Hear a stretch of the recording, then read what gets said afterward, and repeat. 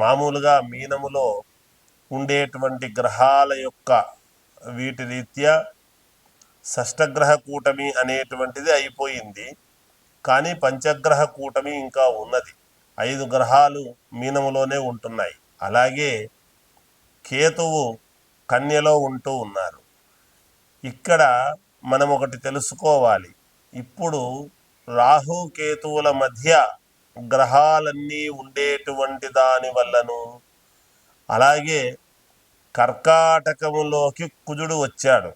కర్కాటక రాశిలోకి కుజుడు వచ్చినటువంటి దాని వలనను, చంద్రుడి యొక్క దినదినము మార్పు జరుగుతూ ఉండేటువంటి దాని వల్ల ఇప్పుడు ఎలా ఉండబోతుంది అంటే, నిజంగా కూడా మొండి జాతకులకు వివాహము కాకుండా ఎక్కడెక్కడో తిరిగాము, అయినా వివాహాలు కావడం లేదు.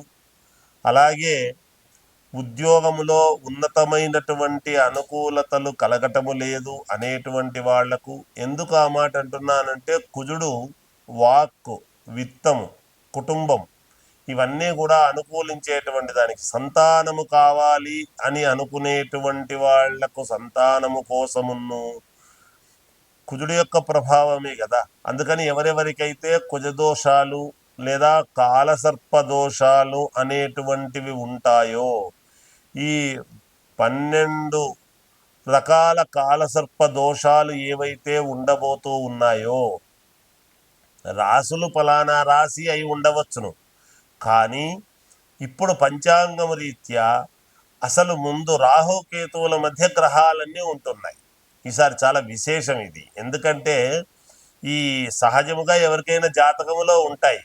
ఈసారి 5 గ్రహాలు మీనములోనే ఉండేటువంటి దాని వలన రవి, బుధుడు, శుక్రుడు, రాహువు, శని మార్పు కూడా జరిగినది కదా. ఎప్పుడైతే కుంభంలోకి నుంచి మీనములోకి వచ్చేసాడో, శని మార్పు జరిగినటువంటి దాని వల్ల కూడా, అందువల్లనే అన్నీ కూడా కాలసర్ప దోషములాగా ఏర్పడబోతూ ఉన్నాయి. అలా దీన్ని కాలసర్ప దోషం, రాహుకేతువుల మధ్య ఉండేటువంటి గ్రహస్థితులను కాలసర్ప దోషానికి సూచన. ఇటువంటి సమయాల్లో గనక ఎవరికైతే నిజంగా కూడా ఎవరెవరి జాతకాల్లో కాలసర్ప దోషాలు ఉంటాయో, లేదా వివాహము కావాలి అనుకునేటువంటి వాళ్లకు, సంతానము కావాలనుకునేటువంటి వాళ్లకు, లేదా డబ్బులు అప్పులు ఇచ్చి రావాలి అనుకునేటువంటి వాళ్లకు కానీ, మామూలుగా ఫైనాన్స్ డిపార్ట్మెంట్ వ్యవహారాల్లో ఉండేటువంటి వాళ్లకు కానీ, ఏదైనా ఉదయం లేచినప్పటి నుంచి బిజినెస్ వ్యాపారాలు డబ్బుతోనే కదా జరుగుతాయి. కాబట్టి ఇది ఒకరికి అని కాదు, అన్ని రకాల వారికి పనిచేస్తుంది.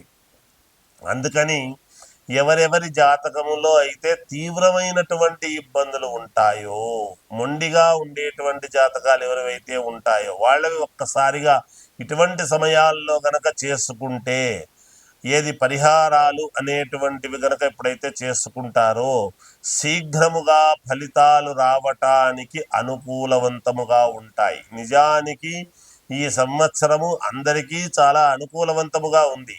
అయితే వాళ్ళ వ్యక్తిగతమైనటువంటి జాతకాలను ఒక్కసారి పరిశీలన చేసుకోవాలి. ఇక్కడ కర్కాటకములోకి కుజుడు రావటం అనేటువంటిది కూడా చాలా విశేషమైనటువంటిది కర్కాటకముకు. అందువల్ల చాలా అంటే చాలా ఇవి ఉంటాయి. అయితే ఒకరికి అని కాదు, ఎవరి జాతకము, ఎవరి లగ్నములో ఎవరు పుట్టారో ఏమిటి అనేటువంటి చూసుకోవాలి. అలా చూసుకొని చేసుకోగలిగితే నిజంగా కూడా పరిపూర్ణముగా మేలు జరుగుతుంది అనేటువంటిది తెలియజేస్తూ, ధనుస్సు రాశి వారికి ఈ ఏప్రిల్ 1వ తేదీ నుండి నెలాఖరు వరకు ఎలా ఉంది అంటే చాలా యోగదాయకముగా ఉన్నది. మీరు దైవారాధన అనేటువంటిది చేస్తారు, దైవానుకూలముతో ముందుకు వెళతారు. చిన్న చిన్న ఇబ్బందులు ఉన్నప్పటికీ విజయం వైపు అడుగులు వేయటం జరుగుతుంది. పట్టువదలని విక్రమార్కుల్లాగా ముందుకు వెళ్ళాలి అనేటువంటి ప్రయత్నమే చేస్తారు. ఆ ఇబ్బందులు చిన్న చిన్నవే వస్తాయి, కానీ మీకేమీ ఎటువంటి పెద్ద పెద్ద ఇబ్బందులు అనేటువంటివి వచ్చే అవకాశాలు లేవు. కనుక మీరు ఏదైతే అనుకుంటారో అవి చేయడానికి అడుగులు ముందుకు వేస్తారు. దానికి తగిన రీతిన మీకు డబ్బులు కూడా సమకూరుతాయి. దైవానుకూలంతో మీకు కొంతమంది పరిచయం అవుతారు. డబ్బు పరంగా మేము పెడతాము పర్వాలేదు అనేటువంటి ఆలోచనలతో ముందుకొస్తే కలిసి చెయ్యాలి అనేటువంటి నిర్ణయానికి వచ్చి చేయడానికి ఉపక్రమిస్తారు. తప్పకుండా మీరు ఒక అడుగు ముందుకు వేసి విజయం సాధించేటువంటి విధానముగా ఈ మాసము మీకు ఉండబోతూ ఉన్నది. ఆరోగ్యపరంగా బాగుంది, ఇంట్లో శుభకార్యాల పరంగా బాగుంది. అలాగే సొంత ఇల్లు కొనడానికి ప్రయత్నాలు చేస్తారు, వాహనాలు కొనడానికి ప్రయత్నాలు చేస్తారు. యోగవంతమైనటువంటి ఇదిగా ఉన్నది.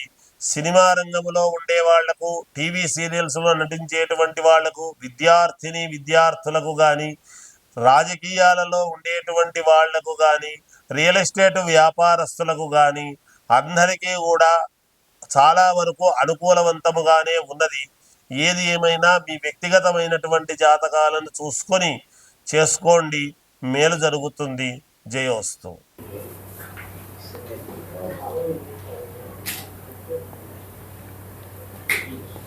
శ్రీ మహాగణాధిపతయ నమః. ఐం మహాసరస్వత్యే నమః. శ్రీ లలితాంబికాదేవియే నమః.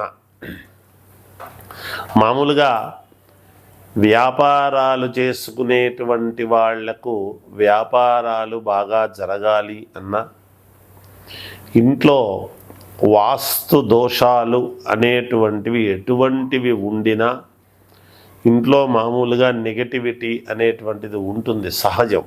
రోజు బయటికి పోయి రావటము చేయటము, ఎవరో రావటము, ఇంట్లో పాజిటివ్ అనేటువంటిది లేకుండా నెగటివిటీ, ఇంట్లో ప్రతిదానికి చీటికి మాటికి పోట్లాటలు, భార్యాభర్తల మధ్య చికాకులు, పిల్లలు సరిగ్గా చెప్పిన మాట వినకపోవటము, ఇలాంటివి. ఇల్లు అనేటువంటిది జీవితంలో ఒక్కసారి కొనుక్కుంటాం. వాస్తురీత్యా ఇది బాగలేదు, అది బాగలేదు, ఇది కూలగొట్టాలి, ఇక్కడ ఇది పెట్టాలి, అక్కడ అది పెట్టాలి అనేటువంటి ఇబ్బందులు అనేటువంటివి ఎటువంటివి చేసుకోవాల్సినటువంటి విధానాలు లేకుండా, అంటే మార్పులు, కూలగొట్టి ప్రతిదీ చేయలేము కదా, అలా చెయ్యకుండా స్థల దోషాలు, ఒకవేళ ఇండిపెండెంట్ హౌస్లో ఉండేటువంటి వాళ్లకు ఇల్లేమో బాగా కట్టుకున్నాం వాస్తురీత్యా, కానీ ఎందుకో ఇంట్లో మానసికమైనటువంటి ప్రశాంతత అనేటువంటిది ఉండడం లేదు అని కానీ, లేదా అంతేకాకుండా మరి రెగ్యులర్గా జీవన విధానము నడిచేటువంటి పరిస్థితుల్లో ఉన్నట్టుండి కొన్ని ఇబ్బందులు ఎదురుగావటము, జాతకము రీత్యా సహజమే చూసుకుంటాము. కానీ ఇల్లు అనేటువంటిది మనం ఎప్పుడు బయటికి వెళ్ళినా, ఏ పని మీద వెళ్ళినా రాత్రికి ఇల్లు అయితే చేరాల్సిందే కదా, ఇంటికి రావాల్సిందే. అటువంటి సమయంలో ఇంట్లో ఉండేటువంటి దోషాలు కానీ, చిన్న చిన్న వ్యాపారాల దగ్గర నుండి, అంటే కిరాణా కొట్టు కావచ్చు, బంగారు నకల దుకాణాలు కావచ్చు, వస్త్ర వ్యాపారాలు కావచ్చు, ఇలా ఒక్క వ్యాపారం అనేటువంటిది ఏముంటుంది, అనేక రకాల వ్యాపారాలు ఉన్నాయి కదా. అలాంటివైనా రియల్ ఎస్టేట్ సంస్థలలో పనిచేసేటువంటి వాళ్ళు, మేము ఎక్కడ పోయినా ఎందుకో మాకు పని జరగడం లేదు గురువుగారు, ఎందుకో అన్నీ ఎదురవుతున్నాయి, ఇబ్బందులు వస్తున్నాయి, దీనివల్ల ఆర్థికమైనటువంటి ఇబ్బందులు, చాలా ఇబ్బందులు పడుతూ ఉన్నాము, నిలదొక్కుకోవటానికి ఎటువంటి ఇది ఉండాలి అనేటువంటి దానికి ఉండిన వీటన్నిటికీ ఇంట్లో మనకు కొన్ని అనుకూలవంతమైనటువంటివి వస్తాయి, అవి చేసుకోవాలి. ముఖ్యముగా నేను పంచముఖ ఆంజనేయ స్వామి ఉపాసకుడిగా, అమ్మవారి ఉపాసకుడిగా కొన్ని యంత్రాలు, మూలికలు అనేటువంటివి ఖచ్చితముగా అవి ఉంటాయి. ఇంట్లో ద్వారానికి గనక లోపల కట్టుకున్నాము అంటే దాని కింద నడక అనేటువంటిది ఎప్పుడైతే మనము బయటికి వెళ్ళేటప్పుడు దాని కింద నడక అనేటువంటిది ఉంటుందో, మళ్ళీ లోపలికి వచ్చినా చేసినా అవి మనలో ఉండేటువంటి దోషాన్ని పోగొడతాయి. ఎలా అని అడగవచ్చు. ఇప్పుడు మీకు ఒక ఉదాహరణ చెప్తాను. దేవాలయంలో దేవుడి యొక్క ప్రతిభ ఎలా పెరుగుతుంది అంటే, దేవుడికి ప్రతిభ మనం పెంచేవాళ్ళమా అని ఒక ఆశ్చర్యం కలగవచ్చును. అయితే దానికి సమాధానం చెబుతాను. దేవాలయములో విగ్రహాన్ని మొలిచేటువంటి వాళ్ళు చాలామంది ఉంటారు. మరి మొలుస్తూ ఉన్నటువంటి తయారు చేసేటువంటి వాడి దగ్గరికి పోయి ఎవరు మనం పూజలు చేయం చూడండి కదా.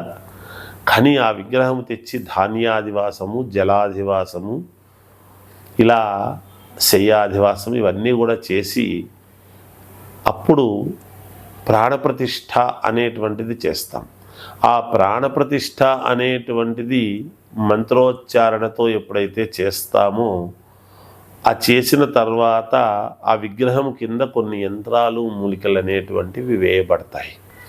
అప్పటికే కొన్ని లక్షల బీజాక్షరాలతో ఆ చేస్తూ ఉన్నప్పుడు వేద పండితులు, కార్యక్రమం చేసేటువంటి పండితులంతా కూడా ఆ యంత్రానికి పూజ అనేటువంటిది చేస్తూ అభిషేకాలు చేసి బీజాక్షర సహితముగా ఎప్పుడైతే చదువుతూ మూలమంత్రాలను చదువుతూ ఆ విగ్రహం కింద యంత్ర ప్రతిష్ఠ అనేటువంటిది చేస్తామో ఆ యంత్రము ద్వారానే ఆ విగ్రహానికి పవిత్రత అనేటువంటిది ఏర్పడి నిరంతరము దేవాలయంలో గర్భగుడిలో, అందుకనే ఆ యంత్రాలు అవి ఉంటాయి, దేవుడు ఉంటాడు అనేటువంటి ఉద్దేశ్యంతోనే ఎవరు అడుగు పెట్టడానికి ఉండదు. అలాగే ఎంతోమంది మనము మరి దర్శనము చేసుకుంటూ ఉండటానికని దేవాలయానికి వెళ్ళినప్పుడు చాలా చోట్ల సంప్రోక్షణ అని చేస్తారు. ఎందుకు అంటే ఎప్పటికి అప్పుడు దానికి పవిత్రత పెంచుకోవటానికి. అందువల్లనే అలాంటి మామూలుగా మేమైతే మంత్రాలు, అనుష్ఠానము, బీజాక్షరాలు చదివి చేసుకునేటువంటి ఇది ఉంటుంది. అలా అందరూ చేసుకోలేరు కదా. అందుకని బీజాక్షర సహితముగా యంత్ర పూజ అంటే ఇది తాంత్రిక విద్య. ఏమిటి? శీఘ్ర ఫలితాలు మనకు మేలు జరగటానికి అనేటువంటిది ఉంటాయి. అటువంటి తాంత్రిక విద్యతో ఎప్పుడైతే చేసుకుంటామో శీఘ్ర ఫలితాలు మనకు మేలు జరగటానికి. మరి యజ్ఞయాగాది క్రతువులు, పూజలు, జపాలు ఇవన్నీ దేనికి గురువు గారు అనుకోవచ్చు. అంటే మనము జాతకరీత్యా బాగుండి ఎప్పటికప్పుడు మనము గ్రహాల యొక్క అనుకూలతల కోసం చేసుకునేటువంటివి అవి నిదానముగా. కానీ ఎంతోమంది మనకు వ్యాపార నిమిత్తము మన దగ్గరికి రావాలి, ఆకర్షణ అనేటువంటిది ఉండి బాగా మేలు జరగాలి. ఎవరైనా బిజినెస్ ఎందుకు చేస్తాం? బాగా జరగడం కోసం కదా, అందరూ బాగుండాలని కదా చేసుకుంటారు. ఎక్కువ శాతం వస్తే ఎక్కువ లాభాలు వస్తాయని. అలా తీసుకున్న వాళ్లకు కూడా మేలు జరగాలి అనేటువంటి ఇదితో ఇలాంటివి కొన్ని యంత్ర పూజలు అనేటువంటివి ఉంటాయి. తప్పకుండా ఎటువంటి ఇబ్బందులు లేకుండా 100% మేలు జరిగే విధముగా రోజు దానికి కాస్త అగరబత్తీల పొగ అనేటువంటిది వేస్తూ ఉంటే ఎప్పటికప్పుడు అది దానికి ఆ యంత్రాలకు పవర్ అనేది పెరుగుతుంది. ప్రతిరోజు కూడా ధూపం అనే మనం దేవుడికి ఎట్లయితే అగరబత్తీలు తిప్పుతామో ఆ అగరబత్తీలు తిప్పి హారతి అనేటువంటిది ఒకటి ఇస్తాం. అలాగే ఇంట్లో ముఖద్వారానికి ఎప్పుడైతే మనం అది కట్టుకుంటామో మనము బయటికి పోయి ఎవరెవరినో తగిలొస్తాం, చేస్తాం, ఎవరెవరో వస్తారు. దాని కింది నుంచి ఎవరు ఎటువంటి వాళ్ళు లోపలికి వచ్చినా చేసినా దాని కింద నుంచి మళ్ళీ వెనక్కు వెళ్ళటం అనేటువంటిది జరుగుతుంది. కాబట్టి అవి ఏదైనా దోషాలు ఉంటే పరిహారము చేస్తాయి అనేటువంటిది ఉన్నది. అలా వ్యాపారాలు చేసుకునేటువంటి చోట కూడా ఎంతోమంది వస్తూ ఉంటారు కాబట్టి ఇలాంటివి ఉన్నాయి. చాలా తక్కువ రుసుముతో మనం ఎక్కువగా అనుకూలము అనేటువంటిది చేసుకోవటానికి అద్భుతమైనటువంటి విధి ఉన్నది అనేటువంటిది నేను తెలియజేస్తూ జయోస్తు.